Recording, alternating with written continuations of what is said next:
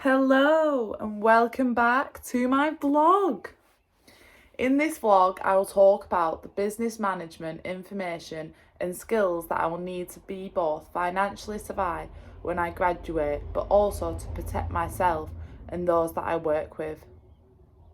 In researching the topic, I have looked at both the government UK and HMRC websites along with the information we have been taught at Shockout. One of the things I'll need to consider will be understanding the difference between being self-employed and employed, as there are a real difference between the two. If I am employed by somebody or an organisation like my current part-time job, they are responsible for ensuring that I'm paid on time, that my salary and hourly rate of pay is legal according to the government's minimum wage legalisation, and for ensuring that I pay tax to HMRC, His Majesty's Revenue and Customs, and also national insurance contributions. They are also responsible for ensuring that I am safe at work and must comply with the UK laws and regulations regarding employment, insurance, health and safety and fire safety. National insurance contributions are important as paying them can help build up your entitlement to benefits if you are out of work for time, maternity allowance if you become pregnant, and also the state pension for when you retire. Although retirement seems like forever away, it is probable that the state pension will not be a huge sum of money to live on. So I do need to think about that and start saving as soon as I can.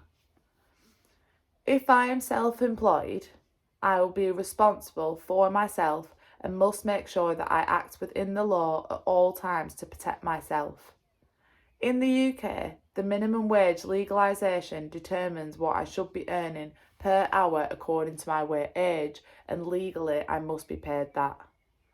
There is also the national living wage from the age of 23, which is higher than minimum wage.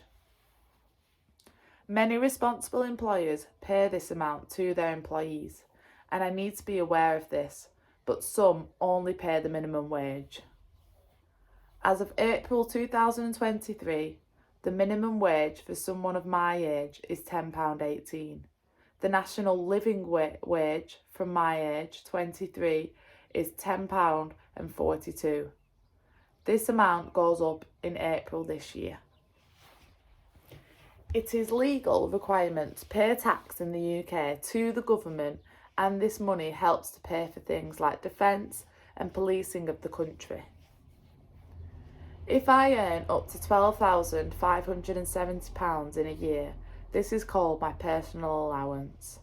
I do not have to pay tax on this amount, but anything over £12,571 up to £50,270 per year is taxed at 20%, so 20 pence for every pound that I earn.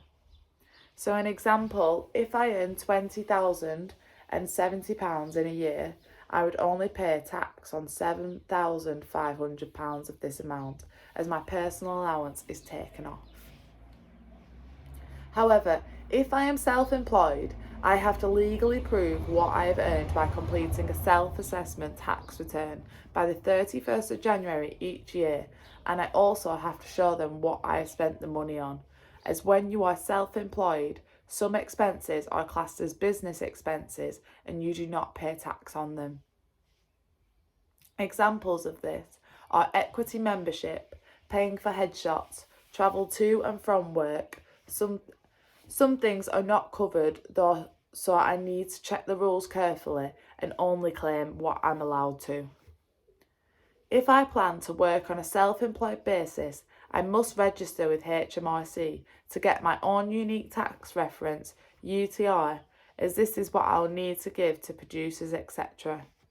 This needs to be a first priority when I graduate. What is really important is that I keep an accurate record of what I earn and any expenses during the tax year, which is 6th of April to the 5th of April each year. This can simply be using an Excel spreadsheet, but doing it every week or month will avoid a huge panic at the end of the year. I will also need to keep receipts for anything that I have paid for, and even hard copy receipts for things I've paid for by cash. By doing it this way, we will also help me to recognise when I've earned more than the personal allowance and need to pay tax. A good habit to get into is saving the 20% tax into a separate bank account from the very start, as once I submit my tax return, I will need to pay the tax bill and also any national insurance contributions due.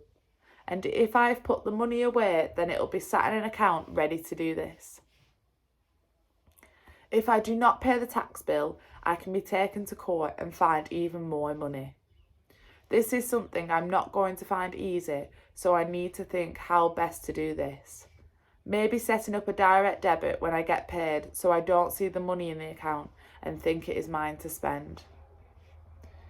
As a dancer, I am likely to both be employed and self-employed, so it is even more important that I keep a track record of my money and keep accurate records. Getting into the habit of budgeting can be a very good life lesson, even though it can seem very boring. But when you are self-employed, it can be vital, as you never know when your next job and income might be. I know that I'm going to have to work very hard at this, as I'm not great at saving or managing my money. If I am successful and start to earn a decent wage, I mustn't forget that I will need to repay any student loan. I will need to pay this when I earn more than £27,295 per year, and it is paid through the tax system. If I am self-employed, it'll be another tax that I have to pay following my self-assessment return. If I am lucky enough to get a job abroad, there are other expenses I will need to pay for, including a visa to work in the country. This will be an expense I'll have to pay for before I leave the UK and can be several hundreds of pounds. My passport will need to be in date to cover both the start and end dates of the contracts. And I may also have other things to pay for in a different country and work within different laws and regulations, so I'll need to do my research before I go. Other things to consider include joining the Performing Arts Trade Union Equity. To join, there is a membership fee. In an article written by Lawrence Cook for Backstage.com, he explains that the fees to join Equity are based on an annual income, so if you earn up to $30,000, you would pay £156 every year, and as a recent graduate, this is discounted by 50%, so less than £100. You do need to be working professionally in the industry though, and provide proof of earning more than £500. The Trade Union Equity exists for performing arts and campaigns for better pay and conditions for all artists and performers. It publishes regular articles on industry pay, new trends in the industry to help keep up to date. An equity membership can give me access to many things, including access to a pension scheme and also access to public liability insurance and legal advice in case of any issues.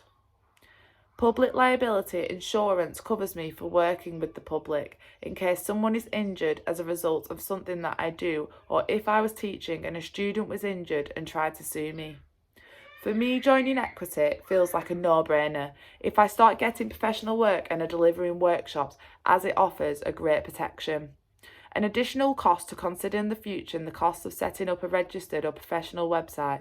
At the moment, a basic website will be fine from Wix, but I do need to promote myself in a teaching business or a dance school. I would need something more professionally designed with a logo and would need to pay a website company or designer to help me with this.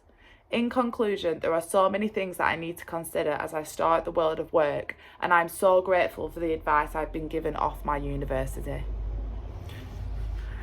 Thanks for watching my blog. Have a good day, peeps. Whoop whoop.